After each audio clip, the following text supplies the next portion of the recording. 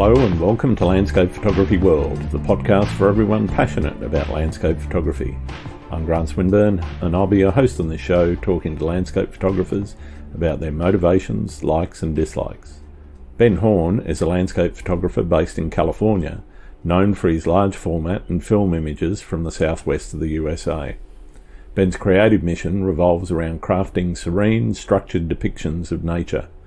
His preference for large format film photography stems from its intrinsic constraints, which impose a strong sense of discipline and provide guidance in his artistic process. The majority of his portfolio comprises 8x10 film captures, with a few earlier works shot on 4x5 film. In late 2009, Ben embarked on a journey to document his adventures through video journals. As his audience has grown, he's dedicated himself to enhancing the quality and content of these videos. Ben's ideal is to transport viewers to the heart of his experiences, showing what he witnessed and felt at each destination. We talk about Ben's journey into full-time photography, his creative process and experiences with using large format cameras. We also cover some of the challenges and opportunities present in the photography industry, including the impact of AI and how it's changing people's perceptions of image authenticity. We also touch on Ben's goal of educating photographers to respect nature when shooting and the role of photography in environmental advocacy, along with lots more. I hope you enjoy the show. G'day Ben, welcome to Landscape Photography World. How are you going? Doing good. Just feeling a little worn out from having gone cycling earlier, which is something I've been getting into, but just that nice relaxy feeling afterwards. But nice. How about you? How are you doing? Yeah, I'm doing fine. Sitting here in my motorhome up in Airlie Beach in Queensland. So it's up in the tropics. It's near the Great Barrier Reef. It's quite a nice little spot. Nice. Why don't you start? I know a lot of people will have heard you on other podcasts or seen some of your work somewhere. Why don't you start with telling people who you are, and then we can talk a little bit about why you do what you do.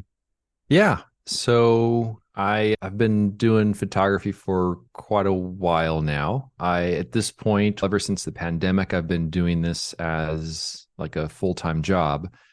But I started putting videos on YouTube back in 2009. Just as a way of telling the story of the trips. And I work with a large format camera, which is a little bit different. So it's a slower way of working, different way of working. And I've been basically just doing that ever since 2009, when I fell in love with large format. And I love telling the story of the trips. I love producing the videos, and I call them video journals as opposed to vlogs or stuff like that, because it really is just it's a video journal. It's the easiest way to describe it. We're just trying to tell more of the accurate story of it. But I do all landscape photography. I travel to places that are within driving range. So I live in San Diego, California in the US, and I'm about an 8-hour drive from Zion National Park, which is one of my favorite areas, and about 6 or 7 hours from Death Valley. So I don't travel abroad. I just go to areas that are fairly close to me. A lot of desert areas, and spend some time looking for subjects that connect with me for one reason or another. And I enjoy taking my time and going about things in a very slow and meticulous way is the best way of saying it. Okay.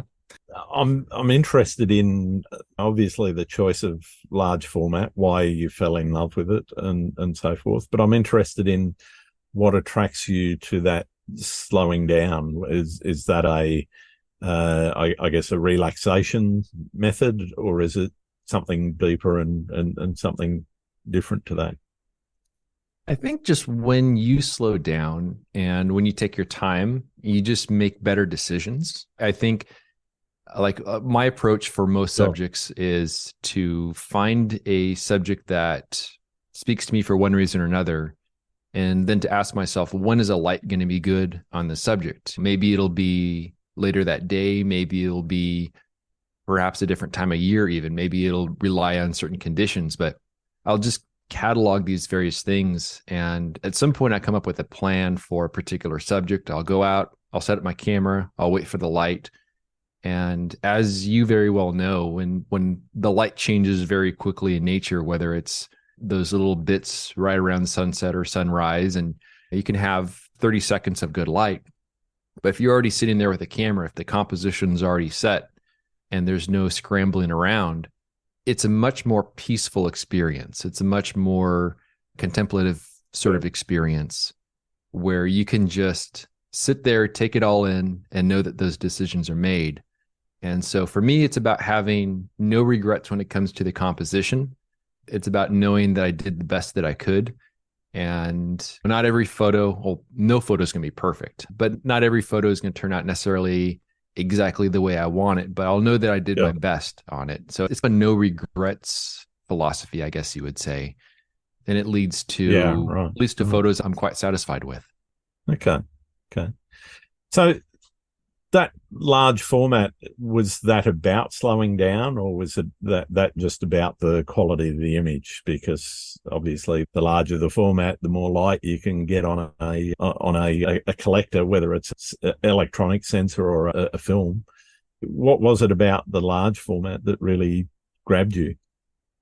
Initially, I tried out large format because a friend of mine had suggested it to me as a easier way of doing things. This was back in probably 2008, maybe 2007. And I just wasn't really happy with the quality that I was getting with the digital cameras at that time. And so one of the things people said was, you just take your pictures, a bunch of pictures, you stitch them together, you get higher resolution. But that was a far more complicated way of doing things. You couldn't simply put a rectangle around a composition and just capture it with one click of a shutter. But with large format, it's actually fairly simple. It sounds weird because you look at these cameras, they look like they are, first of all, from the 1800s, because they are. But they're these old designs. Big wooden boxes. Exactly. But now at least there's a lot of very high-tech materials in terms of a lot of carbon fiber in them and stuff like that. So they're made to be very lightweight now.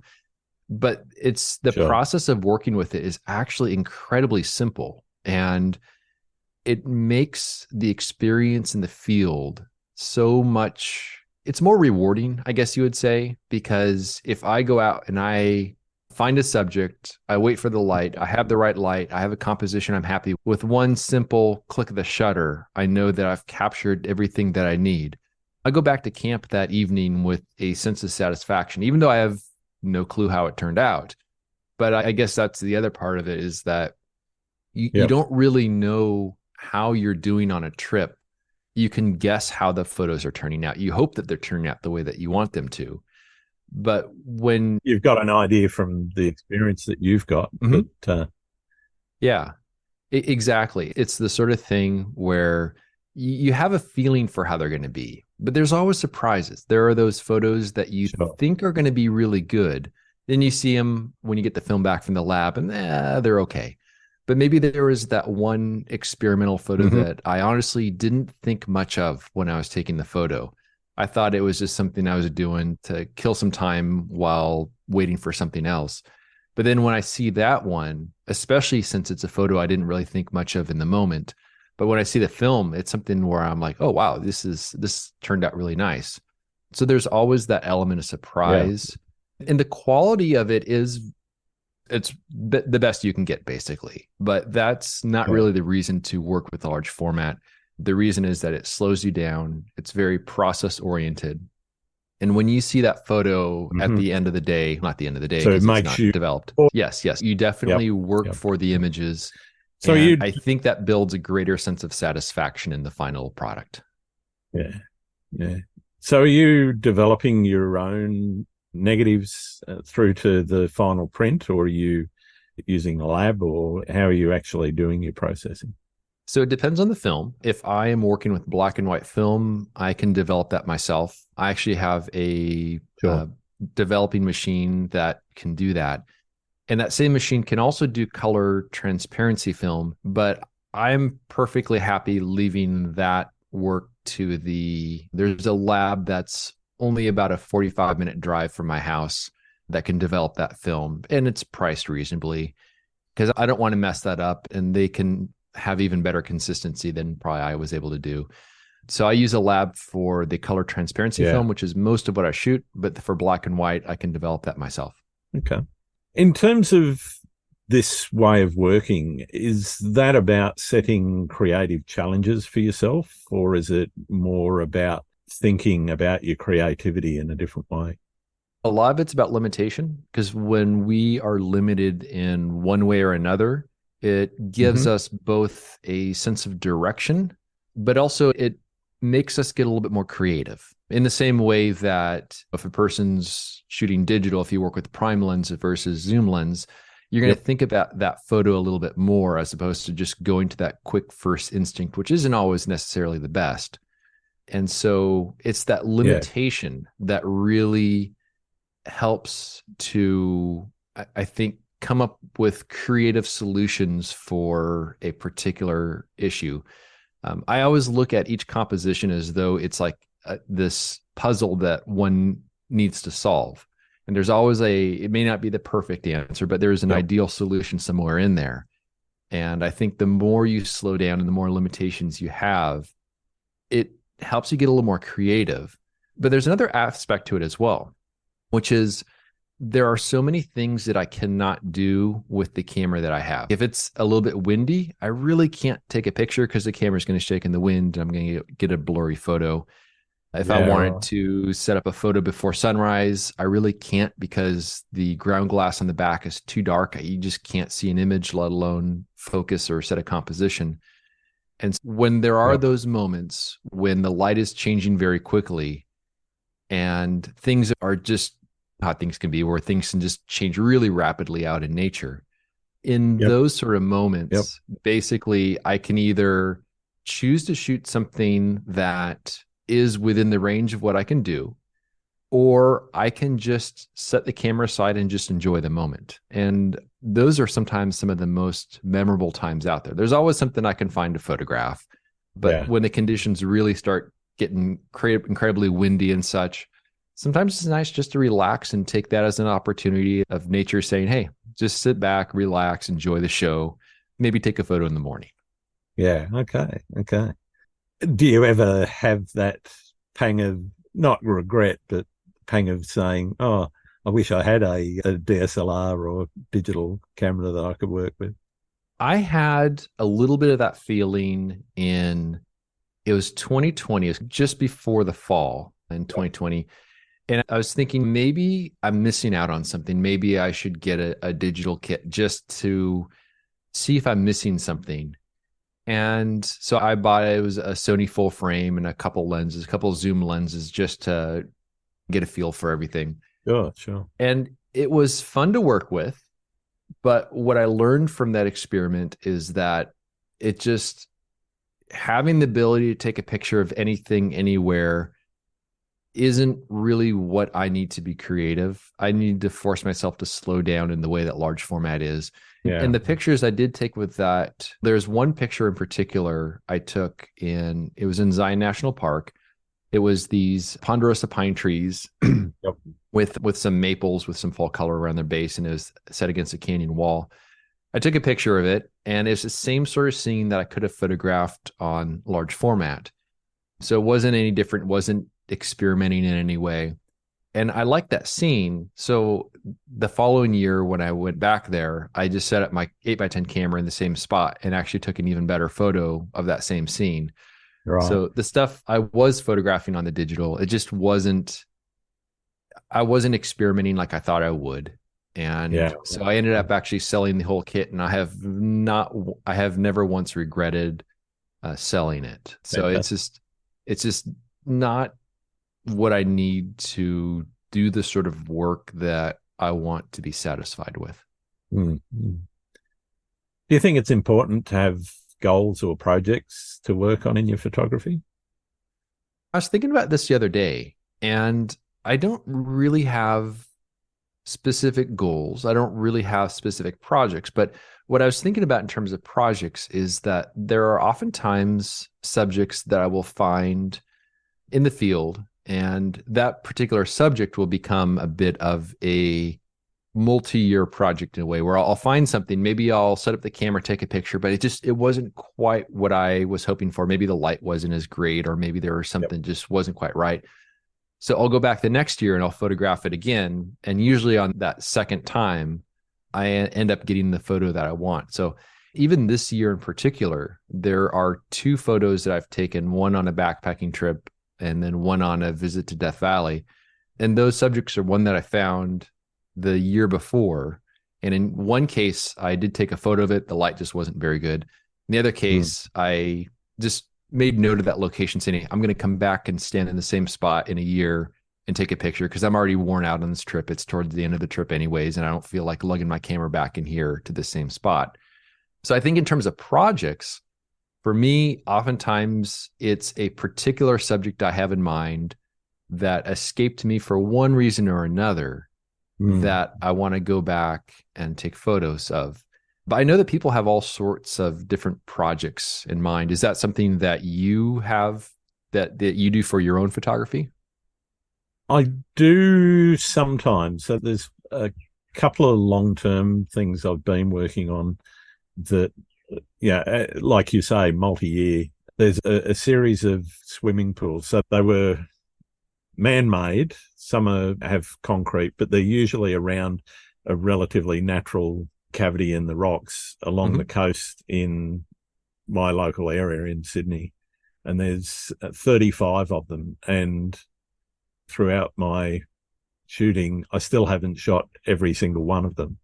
Yeah. And I've gone to some and the light hasn't been quite right, or there hasn't been a nice sky. It's just been clear blue sky, or in other cases, just a set in grey overcast, which is not always the great at taking seascapes. Sometimes, again, it forces you to be creative and forces you to look at that. But I guess for me, the goal is to eventually get a collection of shots that I'm happy with from each of those 35 pools and do something with it, whether it ends up as a book or just a portfolio or a gallery exhibition or something. I haven't worked out yet, but that's one of the things that hovers around. But then I'm also quite opportunistic. If I see something when I'm out of a morning or an evening and it catches my eye, then I'll do that. Yeah. Yeah, it seems like with projects, it oftentimes there's some sort of end product involved, or maybe not necessarily a product, but there is some sort of end goal. Yeah. And I think for me, since I do these print portfolios each year, it's just I need to have enough photos to fill those portfolios. And I guess that's the cycle that keeps me going out there and knowing the prospect of, oh, there's that one particular subject that I didn't quite get last year. I want to get that this year. But it's not as though I'm going to be putting all those particular photos together in a collection in terms of the ones I went back for year by year. Oh. So that's cool that you have something that is local to you that you're able to perhaps at some point create some sort of project in mind with all those images. Yeah, I got to admit, there's a couple of them that I haven't visited simply because they're not that attractive. They're more concrete than they are that natural rock formation. So a lot of them were created with natural rock and concrete, but there's some which are just like concrete rectangles, and it's kind of like, yeah. I don't really feel it. But as you say, it's not about necessarily even completing it. If I never complete it, I won't necessarily be totally unsatisfied as long as I come away with something that I'm happy with. Yeah. Yeah. And it's also when you do have some sort of project in mind, it's all the other things that you find along the way where, you know, that particular image may be something that you go out for, but then you find all these incidental things along the way. Absolutely. Yeah. And so it's like this tree that branches out. And for me, at least, the motivating factor is usually that one image that got away. Like, for example, earlier this year, I went on this backpacking trip and there was one particular photo that I really wanted to shoot. And down in these canyons that I photographed, these sandstone canyons with these orange tones, on a cloudless day when the light bounces around down there, when the sun gets a little lower in the sky to the point where it bounces off one wall and then it reflects into the shadows on the other one, you get this really beautiful reflected light. But one little cloud, one tiny little cloud overhead will just send this very neutral light down into the shadows, and it kills the light like someone flipped a switch. Yeah, And right. so there was one particular scene that I set up for when I went on this backpacking trip last year. And there were just clouds in the sky, not just one little cloud, but it was enough to kill that light. And so I took a photo of the scene anyways, just as a bit of a sketch, just to see how I like the composition. But I knew it was not going to be great. But when I went back this year with that one particular photo in mind, I was watching the weather forecast, looking for that window of blue skies and calm wind, because it takes a fair amount of effort to get to that area. It was probably about at least a 12-hour drive. And then it was about a 3 to 4 hour hike to get into this area.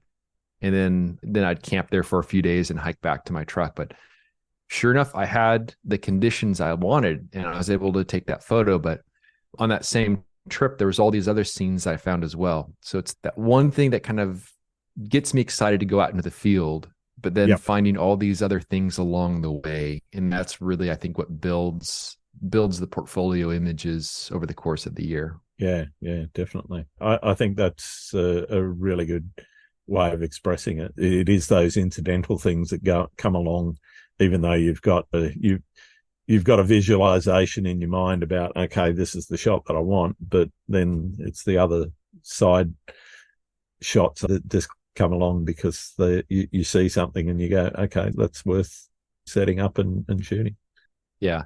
And I think also some of it is a matter of being extremely aware of your surroundings and not just letting that one particular image you have in mind blind you from all the other opportunities around you. Absolutely. And so I think that's also a major factor of knowing what you want to capture, but at the same time remaining flexible and remaining open to everything around you. And I think that's also a very important aspect of it. Yeah. So seeing the opportunities as they turn up it's funny. I find myself my shooting process in the field is frame up the composition that I was looking for first and start working that, work out then work through a process. I normally do multi-exposure, so I do exposure blending quite a bit because of the dark shadows and the bright highlights. And when I then have started into that process, my mind is already moving on. Okay, I want to move over there next because I can see that light is changing on that subject and that's where I want to move to. So I'm already planning that next opportunistic shot as I work through the process of shooting the shot that I'm on. Is that similar to you, or do you do? It's different just from the standpoint that with large format, everything's so slow. And here's the thing. If I have a particular photo in mind that's a morning photo, I'll go out, I'll capture it. If I expose one sheet of film, and if it's a subject I'm happy with, I feel like I'm done for the day. Okay. It's really weird. It's oddly satisfying. I don't feel like I'm still going to go around, I'm going to find things, but exposing that one sheet of film, especially if it's a subject I'm excited about, there's like this sense of just, oh, I'm good. It's when you're a kid and then like school's out. It's like, cool, school's out. I can relax now. I can do whatever. And so at that point, I would change my mindset to, oh, I'm just going to wander around. I'm going to scout. I'm going to look for things. And in that process, I'll find things. But it's very uncommon for me to photograph more than a couple subjects in a day, just because it is such an involved process. There is also one of the things that I've learned, and this was something that was recommended to me by a photographer friend who also works with an 8x10 view camera. It's this little framing device. It's called the Artist View Catcher. They're on Amazon and such, but it's this little light gray plastic frame. And the thing about large format is you can't just test a composition by quickly setting up the camera and looking through the viewfinder. it Yeah, you just, don't have a it, back screen to play with. Yeah. yeah, it's such a long process. And also the thing that sometimes people are surprised about an 8x10 view camera is that even under the dark cloth, when you set it up, you can't necessarily see the entire image at once. There's like this bright spot in the middle. And as Yeah. you move your head around, you can move that bright spot. So you can see like the upper left corner, you move your Yep. head, you can see like the lower right corner. And so it's hard to see how a composition works as a whole. But I Mm. think there's an instinct that we have as photographers where if you see something that looks really good, you'll know immediately, or if you see something that works immediately, that it works. You'll be able to Yeah. spot distractions. Yeah. And It all it just, takes is putting a rectangle on a scene, and then you can see how everything balances. yeah. So I carry around that artist view catcher. I have it in my pocket all the time. And if I see a subject where there's something about the textures, the colors, the subject, whatever it is, I pull it out, I hold it up to my face, I put a rectangle on the scene, and I'll know immediately if that is a subject that's worth pursuing. I'll be able to spot any distractions. With my process, what I end up doing is I end up looking around until I find something, pull out the frame, see if there's a composition I like. If there is, then I start figuring out, okay, when's the light going to be good on this? Maybe it's a subject I find at midday, but this a photo of it just after sunset will be pretty good. Yep. So I just Yep. start cataloging all these things, and I'll even write them down in notebooks.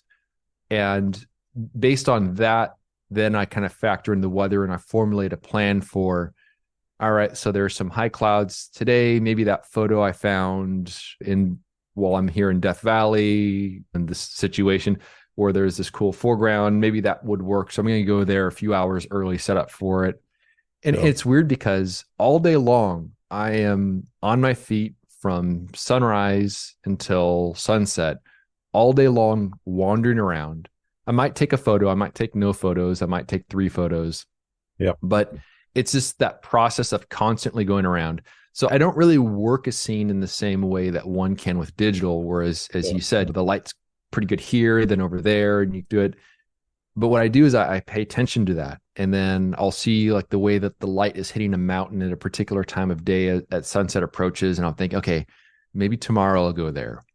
But I do get that sense of satisfaction after exposing a photo, which is nice. And I think that just, it's not feedback in terms of seeing how the photo turned out, but it's feedback in the way of feeling that feeling after you take it. Yeah. And I think that's what keeps me going. Yeah.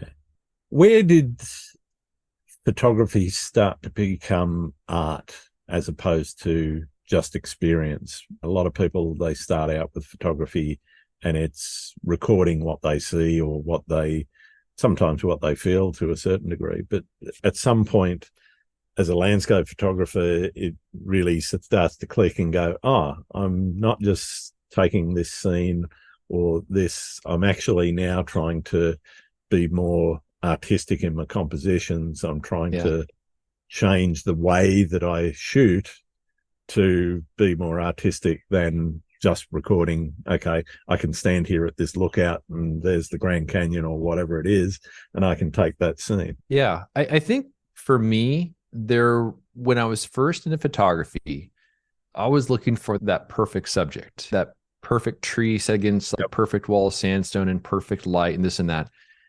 And it was purely about visual elements. And you pretty quickly realize that that scene doesn't exist. You're not going to necessarily find that scene. But even if you did, it would be a rather hollow image because it doesn't express anything. There's nothing really behind it. Yep. And I think it was probably back in 2013 is when I'm thinking of it, where I started thinking more about story. And I think that's when things started to shift a little bit for me, where then seeking those imperfect subjects that tell a story that can connect with people on a more emotional level, or it could be just some random subject I find. Like on my desk here, I have a couple of test prints I've made, and I'm looking at one right now, which is a photo I took in Death Valley, where it's a picture of the ground in Death Valley, something at my feet. There is this white rock that's shattered and spread out.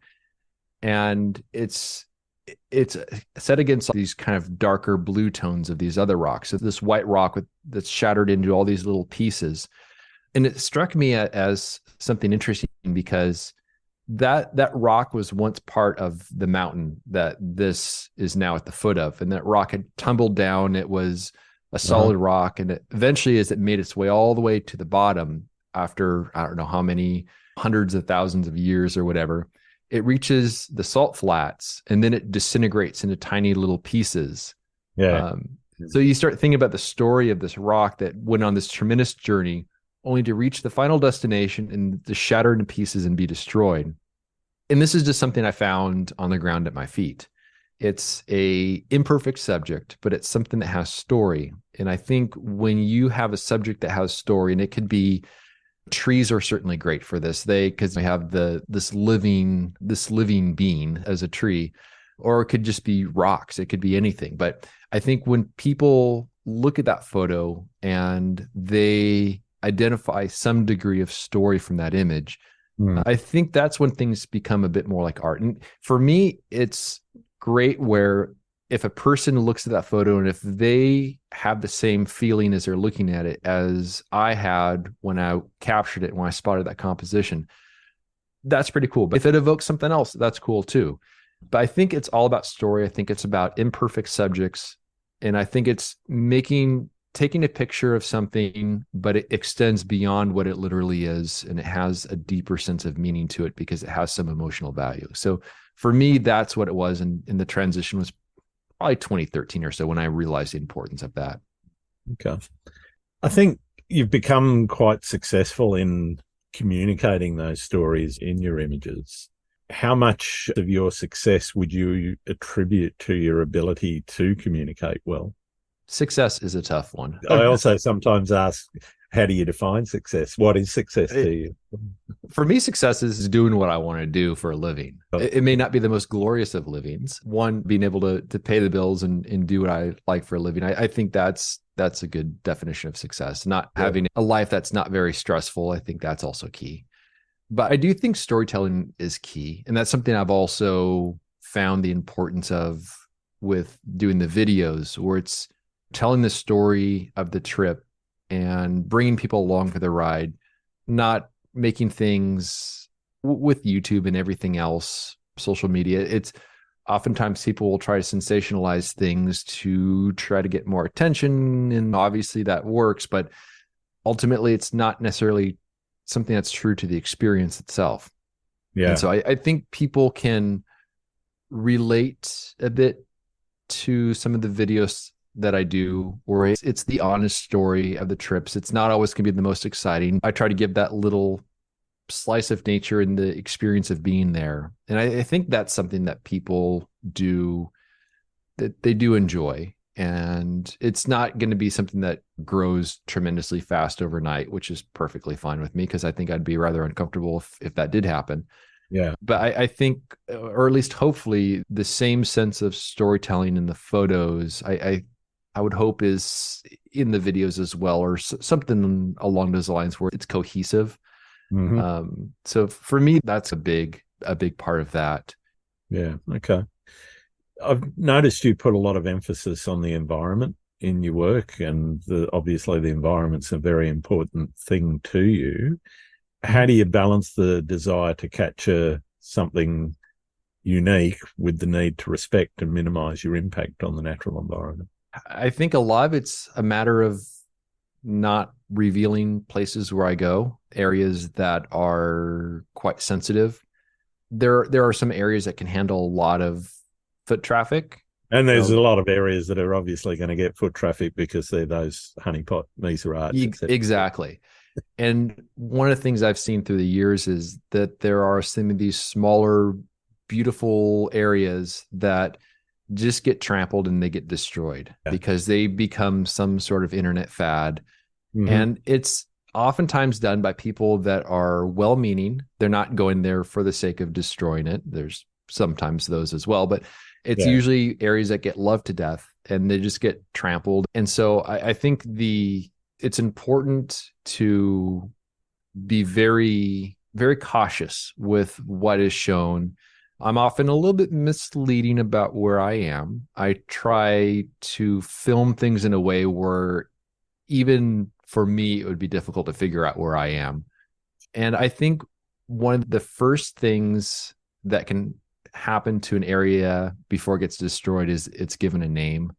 And because then people can refer to that area. When it comes to some of these canyons I go to, some of them don't even have names. But the ones that do have names, I never use the name of the canyon. Sure. I'm always discreet about it, because when you put videos out there, when you put pictures out there, you realize that there's a lot of people that just want to, I wouldn't say copy the stuff, but they'll see an area and they want to visit that area. And Yep. that can have a very negative impact. And so it's something I've been very aware of through the years. And luckily, a lot of the areas, these small areas that and these are areas I find on my own. It's not so when people tell me about it and I go there, but it's areas I find on my own by doing satellite research and finding canyons and stuff. Yep. And so you also have the people that will say, "Oh, it's gatekeeping. You can't keep things secret, and everyone has the right of going there." I'm like, that's the first step in an area getting destroyed. And I went through all the effort to find the area on my own. I think, as with photography, the more you work for something, the more you respect it. And so for some of these areas, if a person finds it on their own, they're probably going to respect it more than if they saw it on TikTok or something like that. Absolutely. So it's a matter of balance. And I'm not sure how things are over there where you are, but I would imagine it's got to be fairly similar. I think it's a universal thing about just humanity. Yeah, there are sensitive areas here in Australia that have seen environmental damage because of over traffic. There's obviously some other areas, as you say, which can handle it. The infrastructure's set up to deal with that sort of thing. Mm-hmm. And I think it's interesting. There's quite a good community of photographers over here that work with national parks and wildlife organisations over here to try and work together. And it's one thing that I wanted to ask you about was, how do you see your photography in relation to being used as a tool for environmental education and advocacy, and what role can photographers play in promoting those conservation efforts? For me, I've seen it in part successful here. I'm interested in your experience with that. It's not anything that I've pursued. I think just because I haven't necessarily had the right opportunities with the right people in that sense. But I certainly understand the power of it. There's some areas here in the Western US that were basically saved because of photographers' work. The redwoods along the coast here in California, which are the tallest trees in the world, these amazing, massive, old growth forests, were threatened to be cut down, but because of the work of I think it was Philip Hyde was the photographer. Yeah. He produced, I think it was a book or something along those lines, but basically showing the beauty of these areas, which led to them being saved. And so there's definitely a lot of power in that, though. I think nowadays an image doesn't have the same power that it used to. Oh, absolutely not. Yeah, because I think people just we're inundated with images. We just scroll past them all day long. There's that wow factor that people will get on images, which are probably going to be like AI generated or just faked images. Manipulated in some way. Yeah. So it's different now than back, several decades ago, where you see a collection of beautiful images and wow, I've never seen anything like this before. And they were real, they were authentic, and they were the actual experience of being there. And I think that is difficult to do nowadays, just with how there is such a mistrust in photography, and it doesn't have the same sort of impact as before. But if there was some opportunity for me to get involved in something along the lines, I would certainly be extremely happy to do. I just haven't had the right opportunity come my way. Very cool. Okay. I'd like to talk to you a little bit about the lifestyle choice. You mentioned living a less stressful life and living the life that you want to lead as being really important to you. How did that come about for you, and how difficult was it at the time to make the choice and make the leap from where a lot of people start with full-time work? Well, it really started back in 2009. I Huh. had graduated from college in 2004. I Yep. had a degree in graphic design, and I was hired that summer to work at a camera store. And then several years later, there was the economic crisis, Mm-hmm. and the camera store I worked at, not a lot of people are going to be buying cameras if they're losing homes and such. Sure, sure. So I took that as an opportunity to volunteer to take time off work unpaid. I'm like, I'll just take off for 2 weeks. Don't pay me. I'll go off on a photo trip. And so it was, if it wasn't for that, I don't know that I necessarily would have had the incentive to go out and travel solo to some of these areas. And it's a weird thing traveling solo. I have the feeling that's something that you're familiar with as well. A little bit. I do travel with my wife though, so Yeah. luckily she tolerates my photography. That's good. That's good.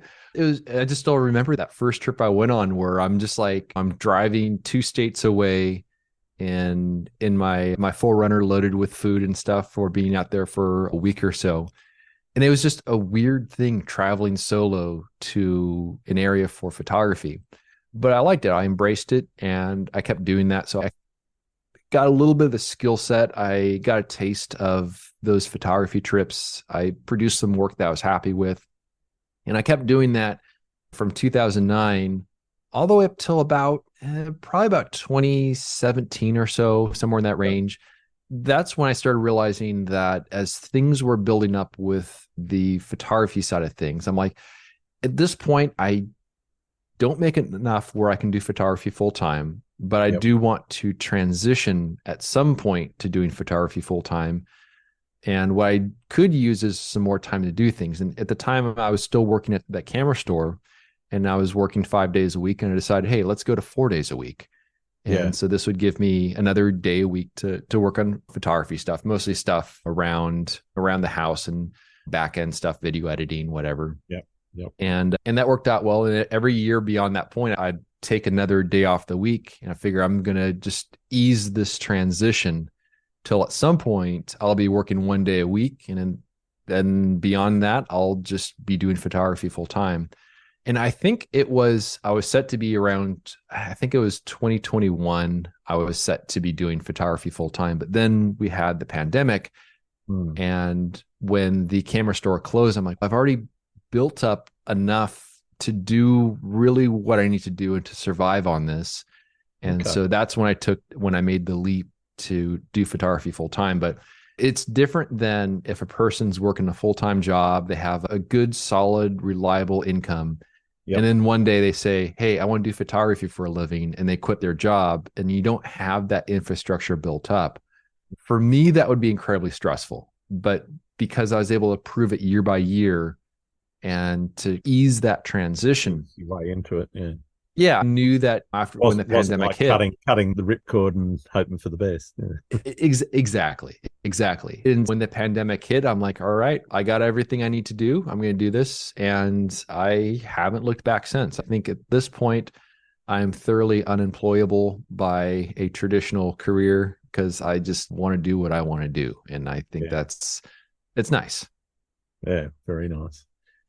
Structurally, what are your sources of income? Is it mostly print and that sort of work, or is it selling commercially? How do you actually structure the business side of things? So one of the things I started doing early on is I realized that I did not like YouTube ads because they only really pay if you play the game in terms of doing the clickbait and sort of sensationalizing things and the attention seeking, which was so completely opposite of how I do things and how, what I feel comfortable doing.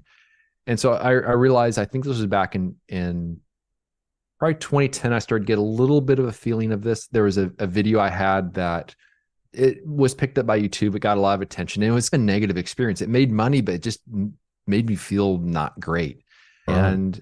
And so it was around, I believe, 2014, I decided I'm just going to shut off the ads altogether. I Okay. don't want to have any income from YouTube because that just, at a certain point, so many of the channels they all become the same thing. They go to this clickbait direction. Yeah. And I did not like that. So I shut off the ads mostly as a way of forcing me to do other things. And so I went in the direction of just putting a little notice on the video saying, if you enjoy this ad-free content, help me live my dream, and set up a PayPal link.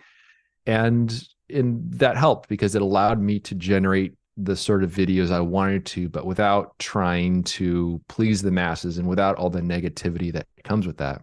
So I've been doing that ever since 2010 with the PayPal stuff. And then Patreon came about. So I ended up signing up for that. That was probably back in 2016, something like that. Yeah. So some of the income comes from that, where it's just people that enjoy the videos and want to support me as an artist. Sure. And then in 2017, I started producing a print portfolio, which I've done every year since, where I produce it right here in my house, or it's 10 of my favorite images throughout the year. Yep. And I ship those all over the world. I do 150. It's an edition of 150 of them each year. It's a huge project to put together, but that's another thing. I don't make a lot of prints, like separate prints, but it's something that I offer. And if an order comes in, that's great. Yeah. I also have ebooks, and there are 3 that are a little bit more on the artistic, educational kind of side of things, in terms of going through the process that I use as a large format photographer to find subjects, but in a way that would benefit people no matter what it is that what format they're photographing with. Yeah. And then also I have some ebooks that I started doing about a year ago, where I keep a written journal in the field, and I have these handwritten notes in there that I scan, and then I put that along with the unedited film. And so I call that the Unpolished series. So it's a range of a mixture of things, but nothing commercial. It's all just stuff straight to the people that are watching the videos. And it's usually a matter of them enjoying it and just wanting to support me as an artist. And somehow it all adds up and pays the bills at the end of the day. Nice. One of the things everyone as a photographer struggles with, some people don't struggle with it because they can set their own prices, but how do you price your work? Do you have a formula that you work with, or is it just a collection of, okay, looking around the market, this is what people charge, and therefore that's what I should charge? I think a lot of it comes down to, if it's a matter of the print pricing, trying to find a price where it feels like it's worthwhile for me. Yep. And also a reasonable price for the person who's buying it. So it's just trying to find that. And I don't think there's any real, I haven't done too much research to see what other people are charging, but in retrospect, looking back at it, it seems like it's in line with what other people are charging for stuff. Yeah. I'm not trying to target like some high-end market or anything like that, because I think it's boom or bust for some people. If they sell one big fancy print, that's cool. How often is that going to happen? Yeah. And the other thing too is, like, all the prints, I make them all myself. I have an Epson wide format printers, and I use that for producing the print portfolios and all the prints. So I have complete control over the whole process. Yeah, fantastic. Yeah. And I think that's one of the big things for photographers. When you have that complete control, it's a lot nicer than working with a lab, where in the past, my experience with print labs is I'd get it probably about 90% of how I wanted it, but there was still that 10% where it's not quite what I wanted, but is it worth it to go back and have another version made and this and that? And I'd settle. And so when I can make the prints myself, I can send out what it is I'm actually truly satisfied with. Fantastic. Where did you pick up the black art of printing? Because it's another set of processes that you've got to get your head around, that for some people it's quite arcane. Where did you pick up your experience with learning how to print? It's just, I guess, just trial and error. I've had a variety of printers through the years, and I just learned to keep things fairly simple. I think some people get far too technical with it. Right. I've had a variety of smaller Epson printers through the years. I print on Hahnemühle paper, and I just use the profiles on their website. I edit the photos with my monitor, the brightness about halfway. Yeah. And what I see on the paper is what I see on the screen. I don't have any custom profiling. I don't have anything else. I've never profiled my monitor. I work on an Apple setup, which tends to Okay. be pretty decent as is. Yeah. And that's just what I've used through the years, works pretty well. And so it's nice when there's no real surprises. Is printing something that you do much of as well? I don't have a large format printer, so I use a lab for any prints that I do in terms of selling, mainly because I don't have the space either really to have the They're large. massive. They're Yeah. huge printers. I think the one I have is 260 pounds or something. It's a Yeah. big, and it's not even like the really big ones. This one uses 24-inch paper. Yeah. The ones that use like the 44-inch paper, Yeah. those ones are like 44. pushing 400 pounds. They're heavy printers. But yeah, it's something that I've thought about, but yeah, it needs space, it needs that investment, and I'm relatively happy with what I've got from the guys in the print lab that I work with. They've been actually quite helpful in helping me get things set up to send to them, so they get a file that they can easily work with and give me what I need. And I do the odd test print just on the small format that I've got at home to make sure that, okay, yes, what I'm seeing on the screen and I'm using the same profiles and whatever as the print lab's using to give me a relative facsimile of what they're going to give me. So I've got a bit of an idea before I send the file off as to whether or not it's going to turn out okay. So when you see the final print, is it the same sort of experience where you're like, this is exactly what I was hoping for? Or is there sometimes where it's most of the way there, it's good enough, no one's ever going to notice? Occasionally, yeah. There's things that, as we're all very critical of our own work, you go, yeah, there's this little portion here in this bottom left-hand corner, but if you don't look too closely and you don't know what you're looking for, you're not going to notice it. Yeah.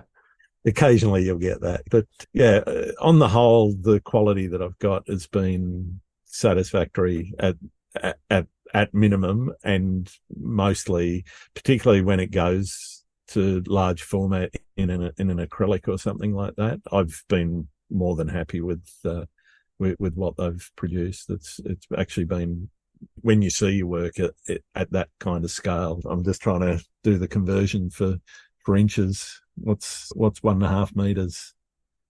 That's a pretty big print. So on the log edge, when you see them that scale, it blows you away. Yeah. And yeah, that's definitely a pretty good size. For a while back before I got the printer, I worked with a lab and I would do some of the acrylic prints and stuff like that. And they were beautiful. They were really good. But there was also something about that I've learned really to embrace about using the inkjet printer I have and the different papers to work with. Yeah. And I think for me, don't get me wrong, I don't think there's anything nicer than a really good cotton rag. The feeling of it, the texture of it, just the way it looks. Yeah. And I think for me, when I had these images that were taken on large format, and I had some pretty good prints, some pretty large prints, I should say, made, and it was printed on the Fuji Flex and then face mounted to acrylic, and I'd have them put dye bond aluminum on the back so it was sandwiched and it was nice and flat, and then I'd frame it. It was beautiful, but there was something about it where it was too clean. It was too pristine. Yeah. And I think that's one of the reasons why I've gravitated towards some of the fine art papers. My favorite it's Horne. It's the Photo Reg Baryta paper. It just has this nice way that it behaves. And I think it's a good match for working with film and images in particular.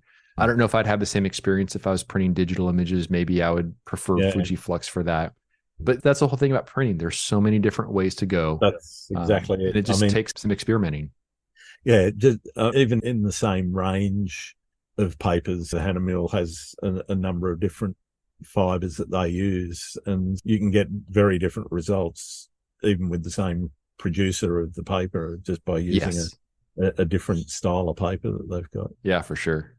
I'm interested in how where you live has influenced how and what you shoot. Now, the how you shoot is obviously a little bit unique in terms of being that large format.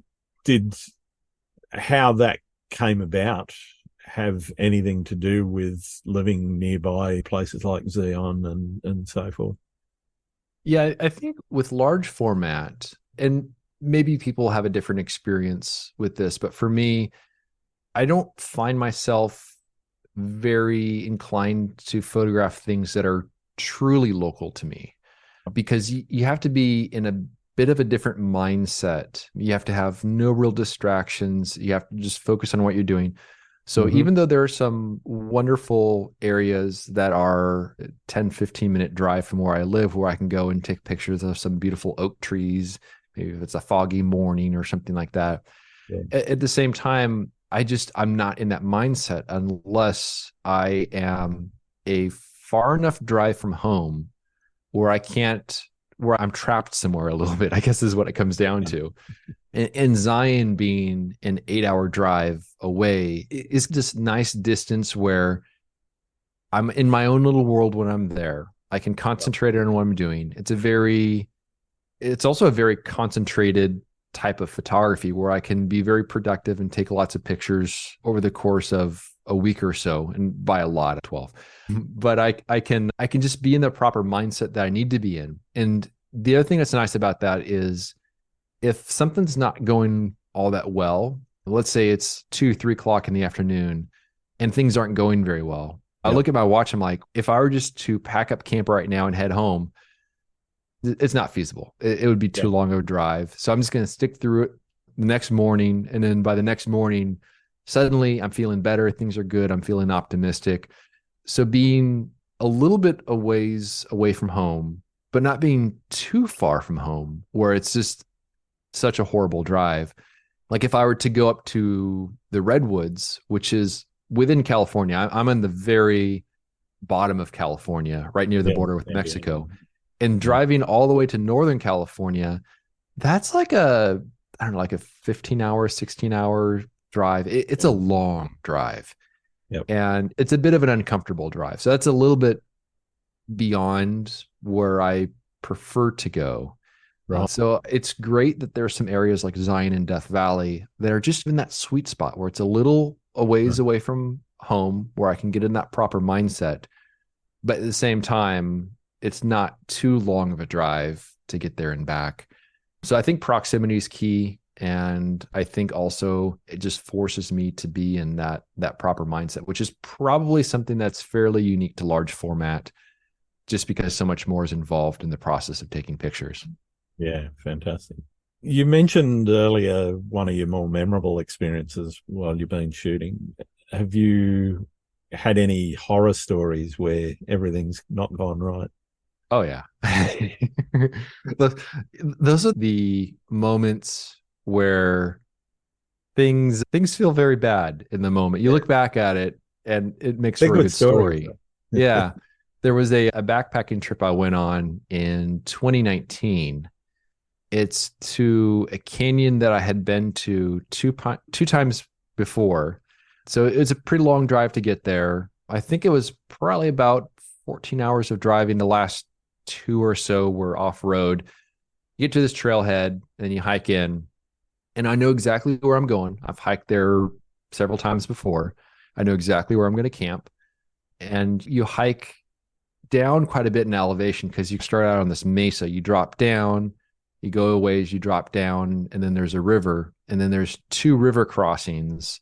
And then on the other side of that second river crossing is where I'd be camping for the night.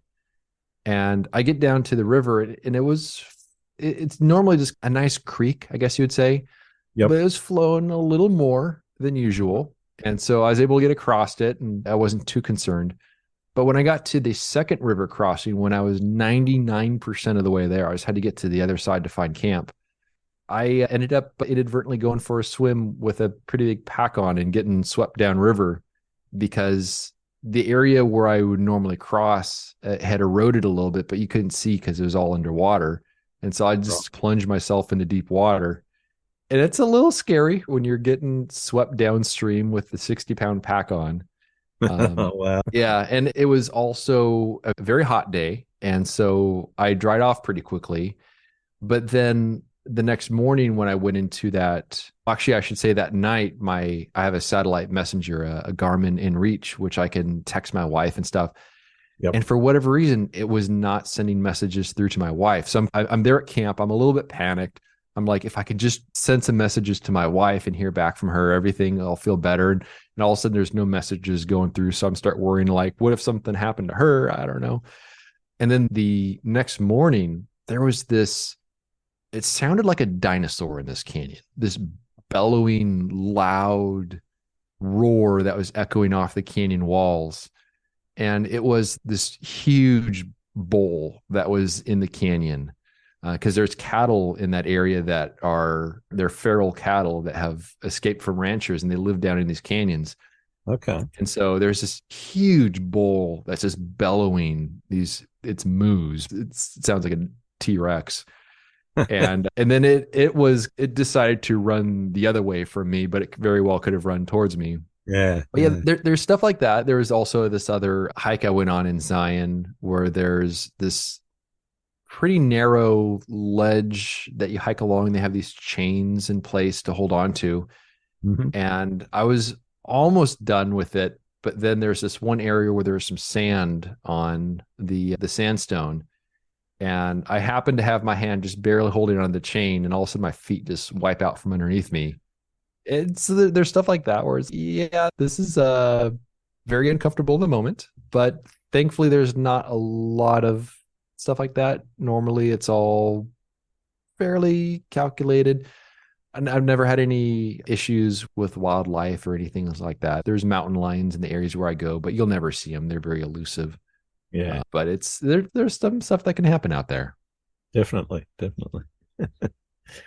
What's photography taught you about nature? I think it gives a wonderful excuse to get out in nature in a way that is otherwise difficult to do in everyday society. And when you're out there, I think you appreciate the calming impact of nature, of just going out and hiking through a forest. Or I have some moments I've loved in Death Valley where I was just sitting on a shot waiting for sunset, and I'm just laying down on these salt flats and watching clouds go by overhead. And so I think photography really just gives an excuse to feel like a kid, to get out there, to wander around, to follow your curiosity, and to explore nature. And that's something that once people go to college, get a job out there in the working world, and you get locked into this lifestyle and in the civilization we've built, where you just don't experience stuff like that. You don't appreciate it. And I think that's also one of the reasons why we've seen so much disregard for nature, because people don't experience it. So I think that's photography is just a great way of getting out there and feeling a part of it. Yeah, fantastic. Many people have challenges or creative blocks, some people call them, at various times. Do you ever experience that? And if so, what strategies do you have to stay inspired and engaged? I wouldn't say it's a creative block. I think because I go on only a few trips a year, I'm generally pretty excited to get out there and see what I can find. But one thing that it does happen like clockwork pretty much every single trip. I call it the first day funk, where the first day I'm in the field, it causes me to rethink everything I'm doing. I'm like, well, why am I here? Why am I doing this? Is this worth it? Take a good photo. Yeah, it's just, and it will hit me like a rock. And I know exactly what's going on. I know that it will pass by morning. And I think it's being separated from the routines of being at home. And it's not a panic attack or anything like that, but you feel like this tightness in your chest of just being like, I don't want to be here. I don't want to do this. But I know it will fade. I know as soon as I come up with a plan in terms of, oh, I'm going to hike into this area today, I'm going to see what I can find, this and that. And once I get some photos out of the way, if I take a photo on that first day, that seems to kind of help with that. but it is like clockwork in every single trip I go on. So not a creative thing at all, but just I think adapting to a new environment and also realizing how much work is ahead of me in terms of all the hiking and everything else involved. And also doing video at the same time where you have this feeling that someone's looking over your shoulder the whole time. Oh. And okay, I have to take pictures that are going to be worthy of stuff I've done in the past and this and that. So that's been my experience. Is that something that you've had as well? Occasionally, yeah, and it's similar on the trip that I'm on now. I haven't done too many actual deliberate shoots. I've shot some photos, but only 2 or 3 things where I've actually gone out explicitly to take shots. Mm-hmm. The first time I did it, it was like, all of these, they're okay, but they look a bit ordinary. They're not my best work, that sort of thing. But then the next day, it was totally fine. I was relaxed and into it and doing what I normally do. Yeah. Now, if you give it some time, say a month has passed or so, and you look back at those first photos, does your perception change of those photos? Sometimes, or do you still look at them and you're like, I still not feeling it? Yeah, sometimes there's been times where, no, I'm still not feeling it, and those things never really see the light of day again. But there are times where I've gone back months later and gone, yeah, I can actually work with this. There's something I can do with it. It might be a different crop. It might be even just changing something simple like the color temperature a little bit and seeing what that looks like. Turning it black and white sometimes works. And it's not about saving a bad photo with black and white, which is I guess the accepted meme. But yeah. Convert to black and white, call it art. Yeah. That's it. But so is most of your traveling in the motorhome? We've literally only just started. This is our first big trip in the motorhome. Okay. Yeah, mostly it's been doing car trips and going various places and wishing I had a motorhome so that I could stay there on site and step out and go and take that shot. Yeah. And I would think that would be very beneficial just to have that home base where you have everything you need, everything's clean, comfortable, and all Absolutely. That. So I think that would be a good thing. Yeah, so far it's been a very positive experience. And both of those shoots were literally stepped out of the van, walked about 5 minutes from where I was parked to where I could take a shot. Those sorts of opportunities are really one of the reasons why we bought the thing. Yeah. Yeah, I've had my Toyota 4Runner for 9 years now, and I still have a fair amount more time with it, but at some point when I replace it, I do want to get something that gives a bit more of the conveniences, but at the same time can still fit in my garage and be a daily driver. And so there's some great options out there now, but at the same time, I do wonder if that will help. And I don't see why it wouldn't. If I can go on a trip and have a little bit of the first day funk, but have a nice relaxing dinner and just stretch out a little bit. I think that would be a wonderful thing. And also for those days when the weather isn't so great, to have just like that nice, clean indoor space where you can just relax a little bit and then wait for somewhere whatever. Yes, exactly. Yeah, I know exactly what you mean.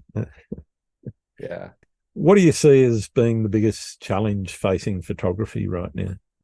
Honestly, I think it's just our ever shortening attention spans, where just it seems like everything that's out there is, whether it's people wanting to go out and take pictures and then feel like they're instantly producing that masterpiece of a work. I just think as a society, just the attention spans getting shorter and shorter. And that's having a negative impact on things. That's leading to, I honestly don't care too much about the AI stuff. It's just one more thing, one more tool that's out there. It's fine. If people are into that, that's cool. I personally don't have much interest in it. But at the same time, you look at stuff like that, and why go out and take pictures if you can create something to get that whatever attention on social media? So I think also with with that comes the general distrust of images. Yeah. So I think that's another thing that's being fought. So I don't know. I'm just the kind of person where I'm just like stubbornly going about just doing my own thing, and I don't really care too much because I just do what keeps me happy. And I think that's probably a good lesson for a lot of people that are out there, and just do what makes you happy and put the work in. And it's all about the long-term gains as opposed to short-term gains. And having some degree of a goal is something that's nice and something to work towards. Yeah. But I just think that the ever shortening attention spans is just not really good for photography in general. Mm. What do you see as the future of landscape photography? That's a tough one. Honestly, it doesn't seem like the technology is changing too much in the past several years or so. So I Yeah. don't feel like there's any big thing on the horizon in that sense. So I don't know. It's interesting because as digital has gotten better, that's only caused a little bit of a resurgence of film in a way, where it just seems like where we are is where things will be. I don't really foresee anything big changes in the works or anything along those lines, but who knows? Maybe there'll be some sort of surprise. What about you? What do you think?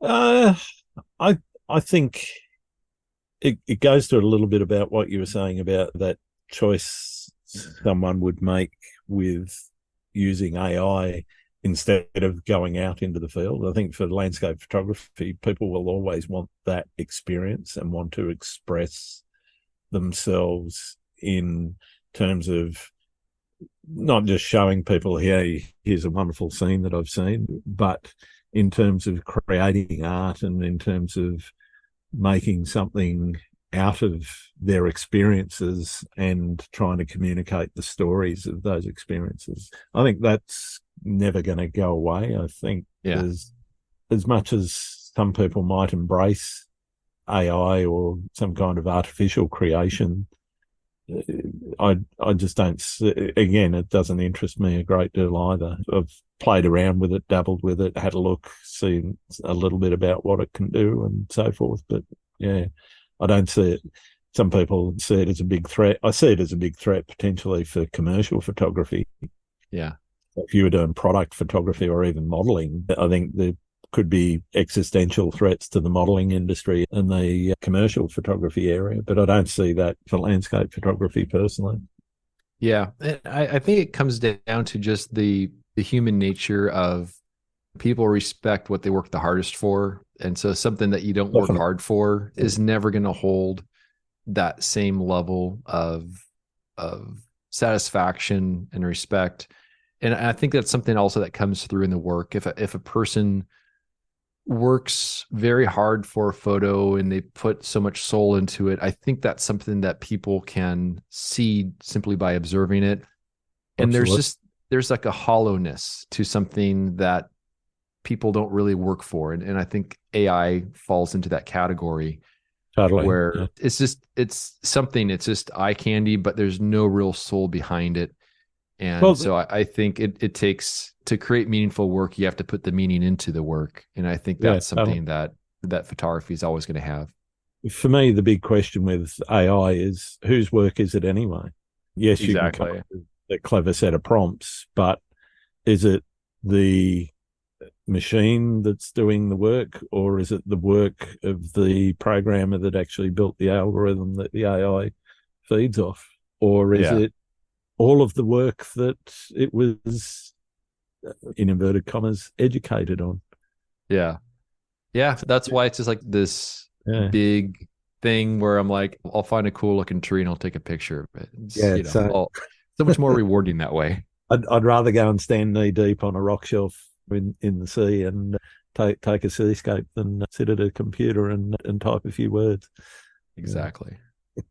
What would you be if you weren't a photographer? That's a good question. For the longest time, I worked at the camera store from 2004 through 2020. So it's a long time. That wasn't like, it wasn't like a path where it's, oh, this is my destiny or anything like that. I don't know. It's a good question because outside of photography, I'm really not qualified for much. I don't know. I have no clue what I'd be if not for photography. I don't think I'm the type that is interested in doing meaningless work, which really excludes a lot of jobs.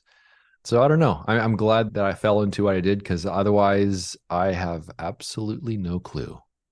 Okay. Okay. Are there any photographers you think I should be having a chat to? A good buddy of mine, Michael Strickland. I don't know if you're familiar with him at all. He works I've with seen 8 by some of 10 his as work. well. Yeah. Yeah. Yeah, and he's got this really cool print process of doing carbon prints, and I've always really enjoyed his work. Also, another fellow photographer, a fellow large format photographer, I should say, Alex Burke. Yeah. He's also here in the States. And then there's another photographer who's doesn't have quite as much of a presence on social media. He's on Facebook, and his name is Jim Becia. Okay. And he's also a very talented photographer. I think his company's name is like Spirit Light Photography or something along those lines. Oh, well, thanks for But that. they're all very talented photographers where I look at their work and I'm incredibly jealous, which is a good sign. Absolutely. All right, I got one more question for you, and for many of my listeners, it's the most important one I ask. Do you like pineapple on pizza? I do. I think within reason. But the kind of the classic Hawaiian style pizza I'm good with. The ham, cheese, and pineapple. Yeah.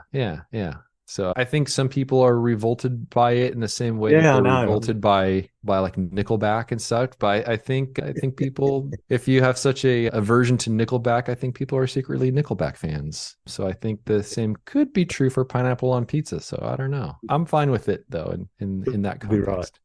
Yeah. Well, thank you so much for taking time out of your day to talk to me today, Ben. It's been wonderful getting to know you. Where can people find your work? So on my website, benhorne.com, that's benhorne.com. And that links to everything else. Instagram, I still call it Twitter. It's Twitter. And Threads, all that. It's all linked to on there as well. But benhorne.com is where you can find it all. Fantastic. Thanks, Ben. Sure thing. Thanks again for listening to Landscape Photography World. I hope you enjoyed the show, and keep listening, because I'll be joined by some great guests in upcoming episodes. You can find my work in this podcast at grantswinburnphotography.com. I'm also on Vero, Twitter, YouTube, Instagram, and Facebook. I'm Grant Swinburne, and hope to see you out shooting soon.